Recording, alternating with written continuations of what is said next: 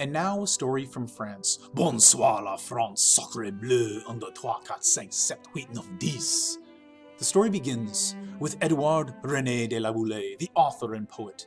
And in 1870, he saw the United States had recently abolished slavery. And he said if a monument should rise in the United States as a memorial to their independence, then my wishes of freedom and democracy would be turning into a reality in the United States. In order to honor those achievements, La Boulaye proposed that a gift be built for the United States on behalf of France. He felt that by calling attention to the recent achievements in the United States, that the French people would be inspired to call for their own democracy. So he teams up with Frederick Bartholdi, the French sculptor, to begin to design this gift. And they bring in a third man, Gustave Eiffel, a French civil engineer, to begin the construction. And together their plan is hatched. They begin construction and complete the colossal arm, or Bartholdi's electric light.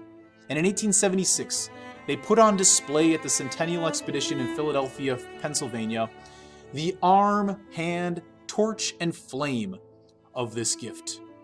They sold tickets to walk to the top of that torch to look out over the fairgrounds. In 1878, at the Paris World's Fair, they put on display the chest, shoulders, neck, head, and crown of this statue. Small statues were sold as fundraisers, and tickets were sold to the construction to raise money for the rest of this gift. And construction began in earnest in 1878 in France. As the statue was constructed in France, it was eventually then disassembled. It was packed into crates, and it was delivered to the United States in 1884. The problem when it arrived? The United States was in an economic crisis and did not have money to build a pedestal for this statue. It had no property to give to construct this statue. And so the disassembled pieces lay on Bedloe's Island in New York. But Joseph Pulitzer, the publisher of the New York World newspaper, saw this and felt it was a tragedy that it should go to waste.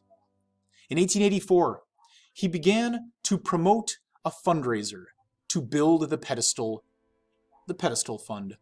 He announced a drive to raise $100,000. Now, Pulitzer was brilliant, and he realized that at this time most Americans never had a belief that they would ever have fame or fortune. Most Americans realized they would live in the shadows, in anonymity. And so he offered to anybody who made a donation to the pedestal fund, no matter how small the amount given, he would print their name in his newspaper. This would be like being interviewed by a famous person. To have your name in the paper was something that was attractive to many Americans, and the drive captured the imagination of New Yorkers, especially when Pulitzer began publishing the notes that he received from contributors. Quote, a young girl alone in the world donated 60 cents, the result of self-denial. One donor gave, quote, 5 cents as a poor office boy's contribution toward the pedestal fund. A group of children sent $1 as, quote, the money we saved to go to the circus with.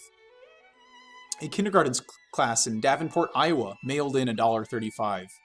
And the contributions flooded in, and the goal was met. $102,000 was raised, the equivalent of $2.3 million today. 120,000 Americans contributed, most of whom gave less than $1. And the work on the pedestal began. In 1885, you can see it begins to take shape. You can see the platform and the pedestal as they begin to assemble the steel skeleton. And they begin to then hang the copper skin to the outside.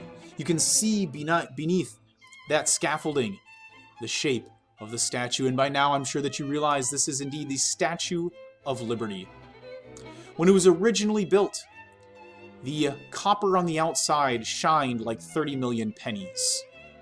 But as you can see, the statue is on an island, Bedloe's Island, surrounded by the New York harbor, salt water, and the salty air oxidized that copper.